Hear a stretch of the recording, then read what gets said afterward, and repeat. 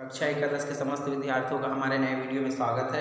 आज हम पढ़ेंगे जंतु जगत, दैट मीन्स एनिमल किंगडम। आज का हमारा टॉपिक क्या है?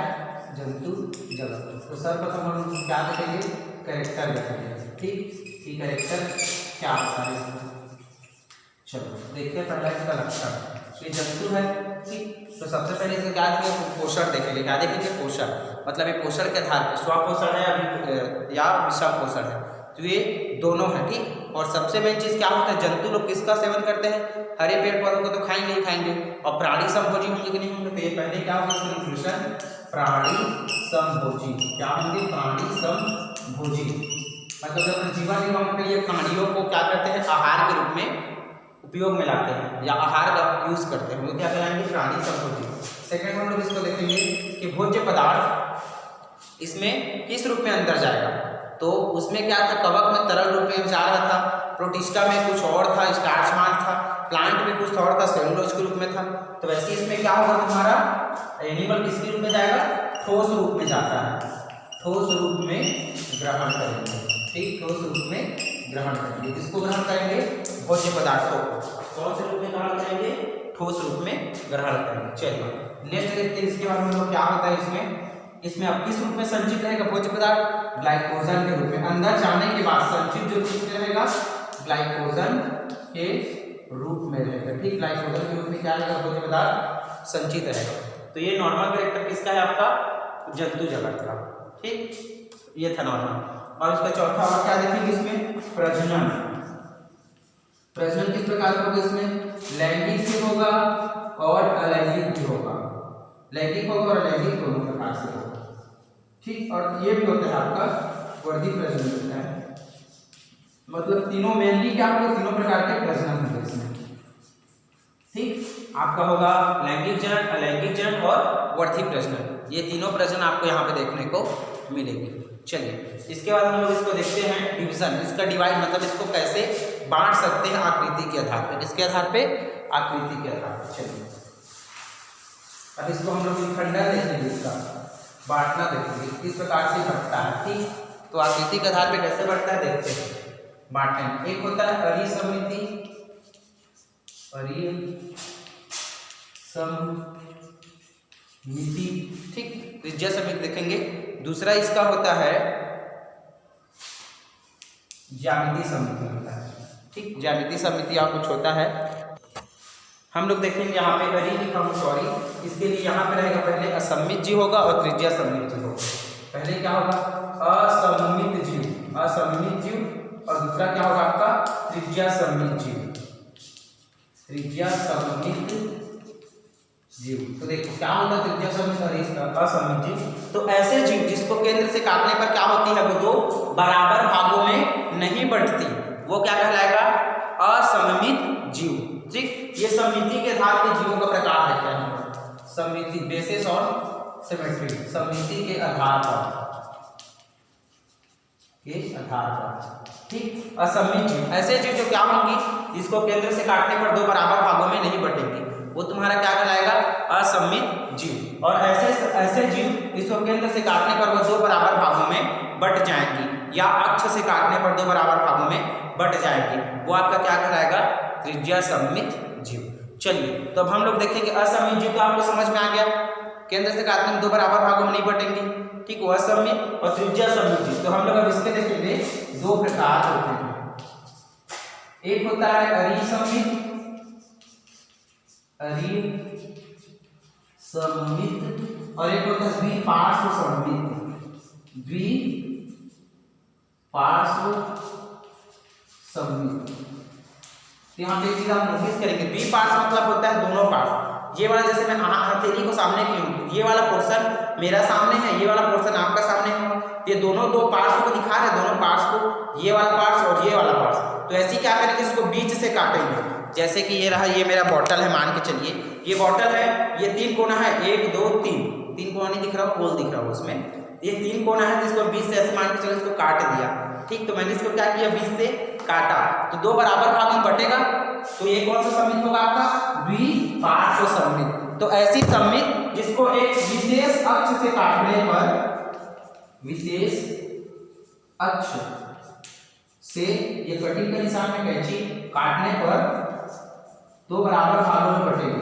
गलत नहीं है कि वो कैंची का निशान मतलब काटने पर दो बराबर भागों में बटेगी बराबर, तो वो तुम्हारा क्या कहलाएगा द्विपार्श्वमित और अरिसमित, जिसको केवल केंद्र से काटेंगे तभी वो क्या होगा दो बराबर भागों में बटेगा, वो आपका क्या कहलाएगा अरिसमित, मतलब केंद्र से कट ऑफ न्यूक्लियस, केंद्र से काटने पर। तो यहां तक समझ में आ गया। चलो इसके बाद हम लोग नेक्स्ट देखते हैं। तो हम इसके क्या देखेंगे, कुछ उदाहरण देखेंगे। चलो इसके उदाहरण अरि और इसके उदाहरण देखेंगे। ठीक, इसके देखेंगे, यहाँ पे लिख लेता हूँ आपका, यहाँ पे दिख रहा है आप लोग को, हाँ दिख रहा है अरिसमित, इसके उदाहरण देखूंगा उदाहरण, और दूसरा देखूंगा द्विपार्श्व के उदाहरण, द्विपार्श्व के उदाहरण। देखो क्या होता है, क्या होता है जब हम छोटे छोटे रहते हैं, अभी में जब छोटे छोटे में मतलब काफ़ी बड़े हो गए हैं, कोई भालू बोलेगा तो भालू को लेते जाने लगे, नहीं जाने की नहीं बोलते। क्या होता है जब रात में ठंडी के दिनों में ताला देते हैं, और ठंडी के दिनों में कोई घर से निकलता है, कंबल ओढ़ के सब सोते हैं, तो गर्मी के दिनों हम लोग घर से बाहर निकलते छत में देखते हैं तारे दिखाई पड़ते हैं। क्या दिखाई पड़ते हैं हम लोग को, तारे। तो छोटे छोटे बच्चे क्या करते हैं, जब रोते रहते हैं गोदी में लेके उसके मामा है मामी जो भी है लेके जाते हैं, वो दे बेटा वो देखो देखो तारा, वो क्या बोलते थे तारा। तो हम लोग क्या बोलते हैं, हाँ हाँ तारा, क्या बोलते थे, हाँ हाँ तारा, क्या बोलते थे हम लोग उसको, हाँ हाँ तारा बोलते थे। तो चलो मेरे साथ बोलो एक बार, हाँ हाँ तारा। तो हाँ हाँ तारा, तो अरि में क्या होगा, हाँ तारा बोला, ये हो गया हाँ हाँ तारा। तो तुम्हारा हाँ से होगा तुम्हारा,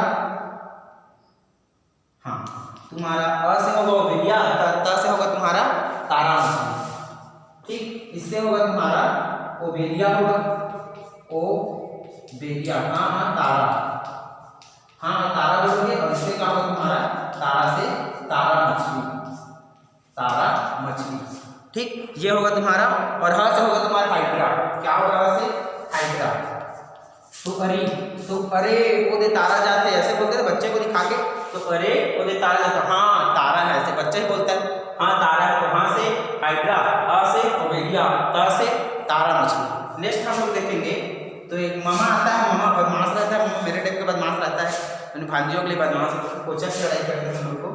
तो क्या बोलता है हम लोग को, देखो क्या बोलेंगे, ए मामा मकड़ी और तारा नहीं, क्या बोलते थे मामा मकड़ी, क्या बोलते थे का मामा मकड़ी है तारा नहीं, क्या बोलते थे का मामा, का हो गया माँ और माँ और मकड़ी बोलते थे। ठीक, तो ये इसका होगा उदाहरण आपका द्विपार्श्व। तो कैसे हो जाएगा आपका केचुआ, का मामा बोलेंगे, क्या बोलेंगे का मामा।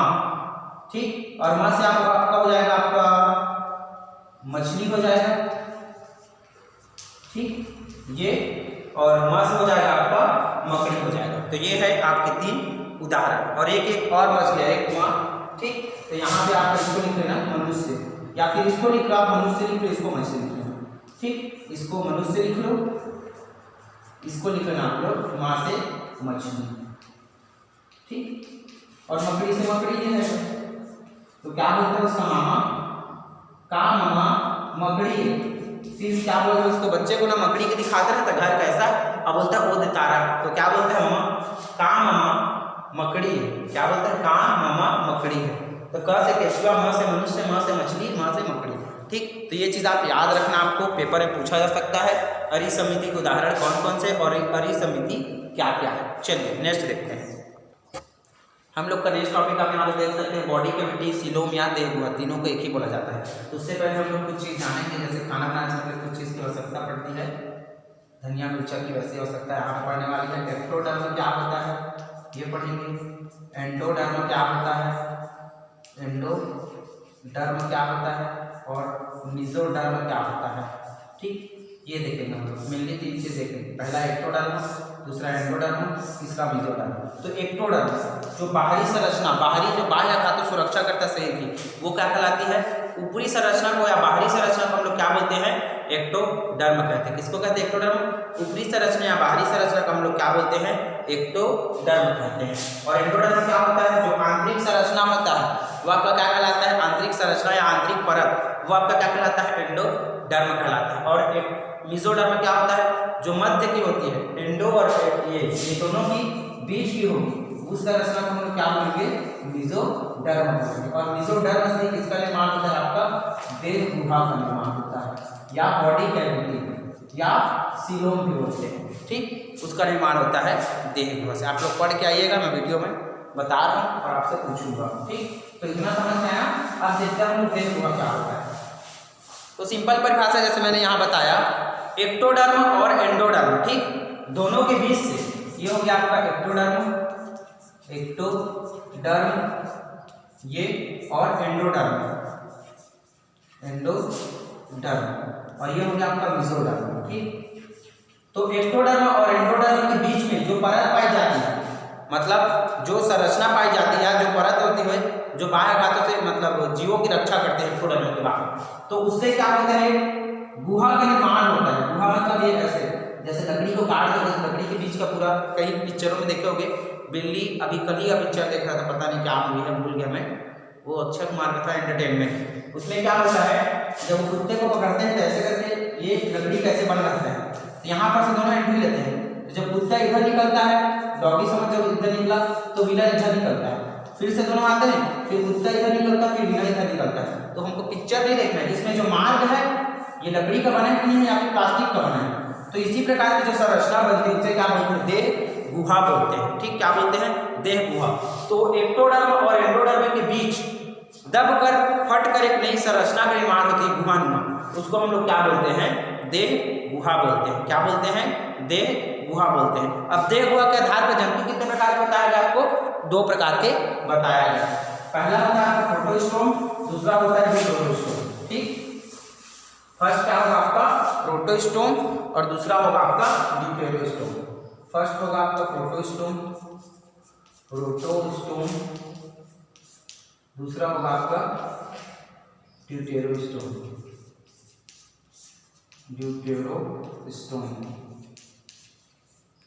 स्टोम से कुछ याद आ रहा है, स्टोम राज किसी को माफ नहीं करता, तो दिमाग में आएगा तो रीजन कर लेना, क्यों नहीं करता तुम लोग जानोगे, ठीक। चलो, प्रोटोस्टोम ये क्या होंगे, ऐसे जीव जिसमें केवल आहार नाल के लिए, आहार नाल में एक छिद्र होगा, माउथ के लिए बस। आहार नाल के निर्माण में, या फिर लिखोगे आहार नाल के निर्माण में पहले किसका निर्माण होगा, पहले माउथ का निर्माण होगा, माउथ के लिए छिद्र का निर्माण होगा, वो आपका क्या कहलाएगा, प्रोटोस्टोम जंतु। ऐसे जंतु जिसमें आहार नाल के निर्माण में, तो सही है प्रोटोस्टोम, ऐसे जंतु जिसमें आहार नाल के निर्माण में सबसे पहले किसका निर्माण होगा, आपके माउथ का, मुंह का निर्माण होगा, वो जंतु आपके क्या कहलाएंगे, प्रोटोस्टोम। और ऐसे जंतु जिसमें आहार नाल के निर्माण में सबसे पहले किसका निर्माण होगा, आहार नाल निर्माण में सबसे पहले फर्स्ट वन डेवलपमेंट होगा, सबसे पहले किसका निर्माण होगा जी, एनस का, गुदा द्वार का निर्माण होगा, ठीक। वो आपका क्या कहलाएगा, ड्यूटेरोस्टोम, गुदा द्वार, ठीक। वो आपका क्या कहलाएगा, ड्यूटेरोस्टोम। तो आहार नाल के निर्माण में सबसे पहले एनस का निर्माण होगा, ड्यूटेरोस्टोम जंतु कहलाएगा, और ये क्या कहलाएगा, जिसमें माउथ का निर्माण होगा वो क्या कहलाएगा, प्रोटोस्टोम। उदाहरण इसका क्या होगा आपका, मोलस्का, इसका उदाहरण क्या होगा आपका, कॉर्डेटा, क्या होगा आपका, कॉर्डेटा गलत लिखा होगा सुधार लेना, नहीं लिखा होगा तो अच्छी बात है, देख लेना, तुम लोग जानो। चलो नेक्स्ट देखते हैं। अब हम जब देखेंगे, अभी हम लोगों ने देखा था प्रोटोस्टोम और ड्यूटेरोस्टोम, ये नलिका के आधार पे थी, ठीक, कि किस प्रकार से 2 नलिकाएं होती हैं, तो नलिका बनता है, पहले क्या बनता है और सेकंड में क्या बनता है, तो नलिकाएं थी। अब देखेंगे वो देह गुहा के आधार पर जीव कितने प्रकार के होंगे, ठीक, जीवों की मतलब देह गुहा में किस प्रकार से होती है। तो पहला होगा आपका अदेहगुही, तो नाम से ही स्पष्ट है ये। दूसरा आपका होगा कुटदेहगुही, तीसरा आपका होगा,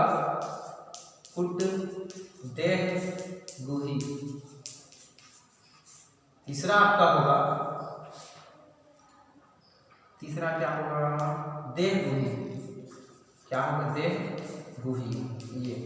ये मुख्यतः 3 प्रकार के होंगे, जिसको आप देखते हैं क्या होगा, अदेहगुही, जिसमें क्या होगा, आपका जो सीलोम का निर्माण है या देह गुहा का निर्माण है, क्या होता है, पूर्णतः अभाव रहता है, प्रेजेंट नहीं रहता, कुछ मात्रा में क्या होता है उसमें सीलोम या देह गुहा बनता है। ठीक, तो कुछ मात्रा में या फिर क्या होगा इसमें देह गुहा का अभाव होगा, देह गुहा का गुहा नहीं है, गुहा का अभाव होगा। किसमें होगा आपका देह गुहा का अभाव, आपका अदेह गुही में होगा, देह गुहा का अभाव।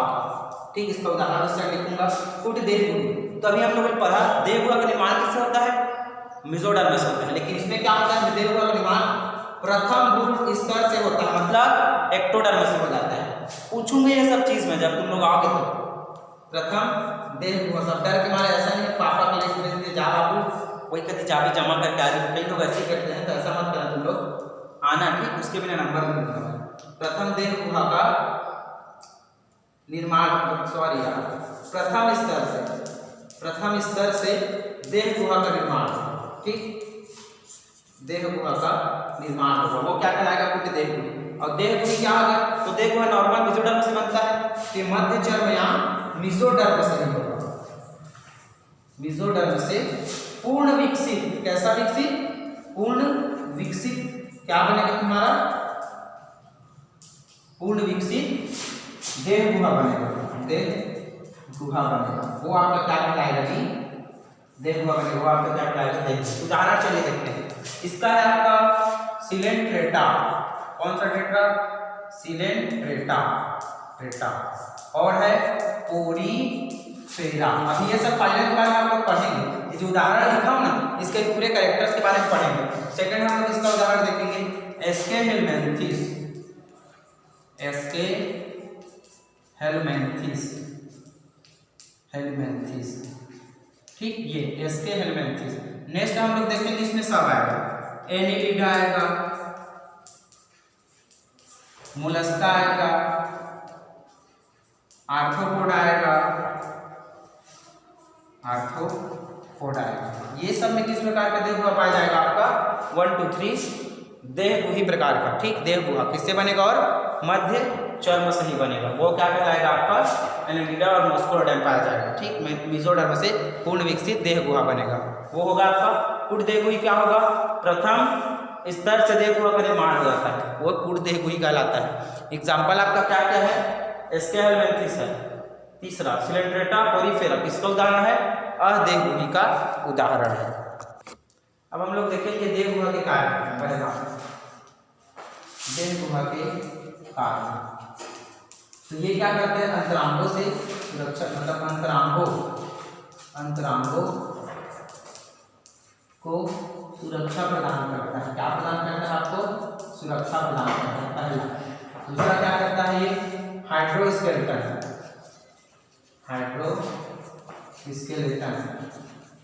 मतलब हड्डियों में